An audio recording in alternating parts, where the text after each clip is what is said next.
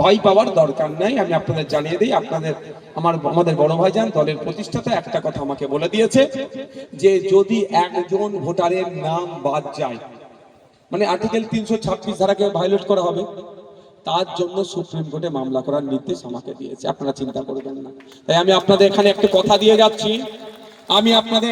দিয়ে যাচ্ছি, দলিত হতে পারে, নমশূদ্র হতে পারে, মতুয়া হতে পারে, আদিবাসী হতে পারে, মুসলিম হতে পারে, ফুরফুরাওয়ালা হতে পারে, আহলে হাদিস হতে পারে, দেওবন্দি হতে পারে, বেরেলি হতে পারে, আমার দেখার দরকার নাই।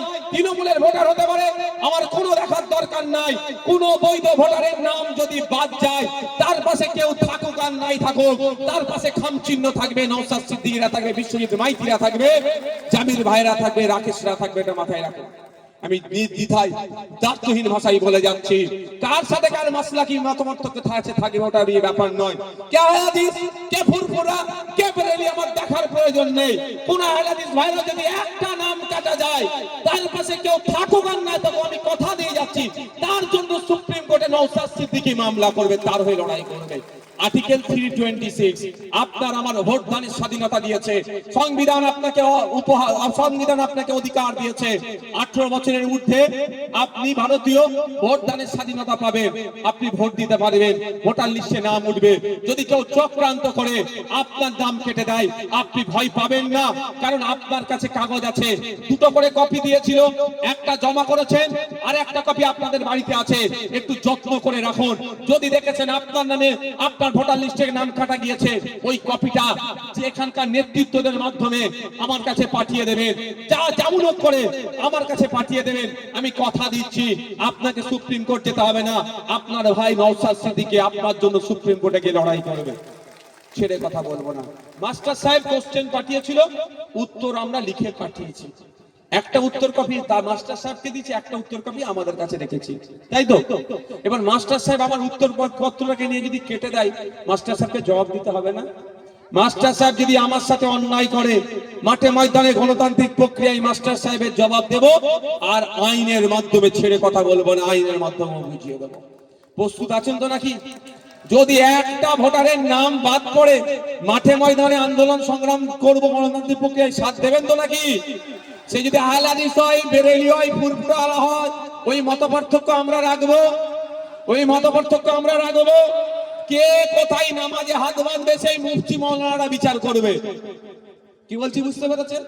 কে বুকে হাত বাঁধবে, কে নাভির নিচে হাত বাঁধবে, মুফতি মাওলানারা আছে।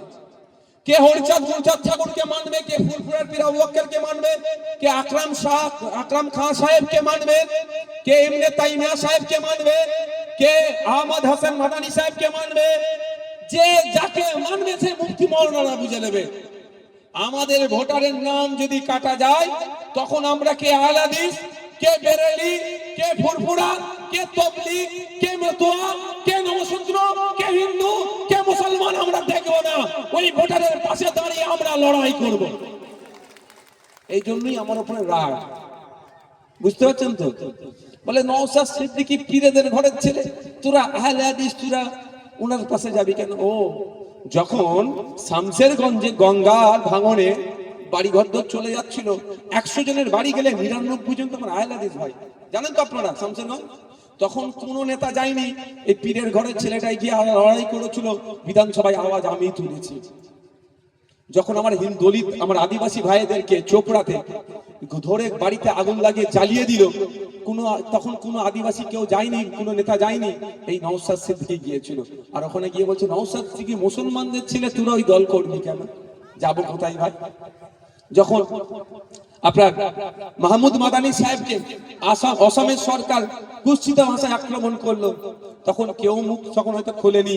এই নওশাদ সিদ্দিকী মাহমুদ মাদানী সাহেবের দাদু হোসেন আহমদ মাদানী সাহেবের ইতিহাস তুলে অসম সরকারকে জবাব দিয়েছিল। এইটা আমার সাথে পেরে উঠতে পারছে না, যত যা আছে মিথ্যাচার করছে।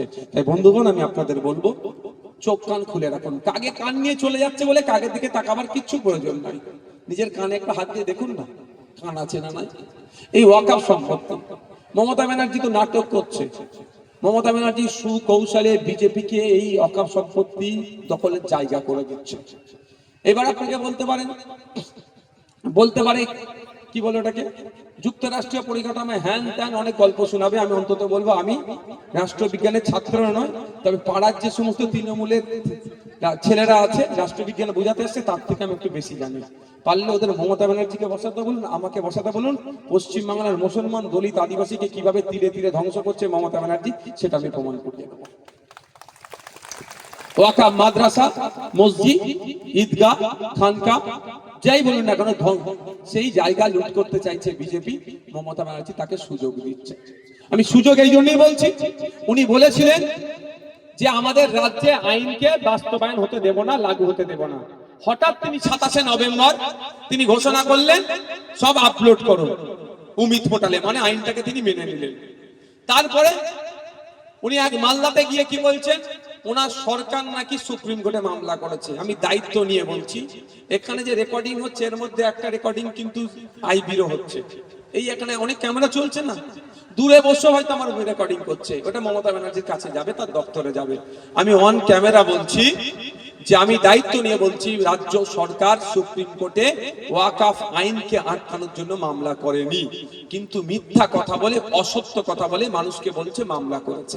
নওশাদ সিদ্দিকী মামলা করেছে, আমার মতো গুটি কয়েক মানুষ মামলা করেছে। আমি মামলার নাম্বার আপনাদের দেওয়ার জন্য রেডি আছি, ইন্টারনেটে সার্চ করলে পেয়ে যাবেন আপনারা। কিন্তু রাজ্য সরকার মামলা করেনি, কিন্তু মিথ্যাচার করছে। এবার আপনাদের বলি, নওশাদ সিদ্দিকীর মামলা আর রাজ্য সরকারের মামলা আকাশ পাতাল তফাৎ। নওশাদ সিদ্দিকী একজন ব্যক্তি মামলা করছে, আর সরকার মানে 10.5 কোটি মানুষ মামলা করছে। দুটোর মধ্যে অনেক তফাৎ। ওটা কত হেভিওয়েট মামলা হবে, একটা সরকার মামলা করা মানে কত পাওয়ার হবে, কিন্তু সরকার মামলা করেনি। কেন বলুন তো? হয়তো মমতা ব্যানার্জি যদি মামলা করে ভাইপোকে তাহলে তিহার জেলের ভাত খাওয়াবে। তোমাকে আমি ওয়াকফ ছেড়ে দিচ্ছি, তুমি আমার ভাইপোকে ছেড়ে দাও, এই শর্ত হতে পারে।